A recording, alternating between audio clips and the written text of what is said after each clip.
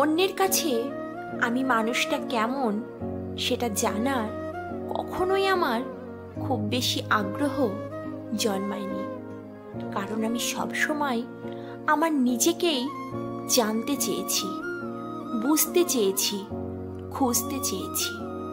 নিজের কাছে নিজে সৎ থাকতে এবং সন্তুষ্ট থাকতে চেয়েছি। অন্যের চাওয়া পাওয়ার মূল্যায়ন আমার কাছে আছে, কিন্তু সেটা এমন নয় যে তাদের ভালো লাগা না লাগায় আমি নিজেকে আমূল পরিবর্তন করে নিয়েছি।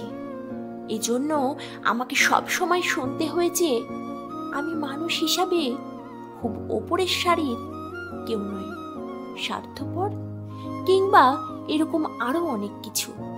কিন্তু তাতে আমার বিন্দুমাত্র কষ্ট নেই, কারণ আমি জানি ভালো থাকতে গেলে একটু আধটু স্বার্থপর হতেই হয়। সবার মন রেখে চলতে গেলে পুতুল হয়ে বাঁচতে হয়। মানুষ হয়ে বাঁচতে গেলে সবার মন মতো হওয়া যায় না। যে সবার পছন্দের কবিতা লিখে দিন শেষে তার কবিতাটা আর লেখা হয় না।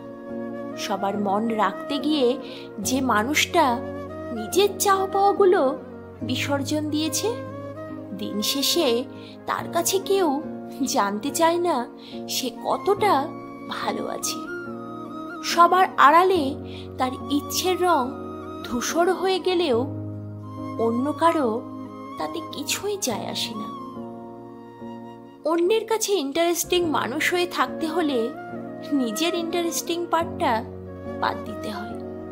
আমি কখনোই নিজের ভালো লাগা ভালো থাকা থেকে দূরে গিয়ে অন্যের আনন্দ মতো বাঁচতে চাইনি। আমি নিজের স্বাচ্ছন্দ্যে, নিজের আনন্দ এবং নিজের ভালো লাগা নিয়ে বাঁচতে চেয়েছি। আমি এইভাবেই বেশ আছি। আমি চাই অন্যরাও ভালো থাকুক, তাদের জীবনও ভালো এবং আনন্দময় কাটুক।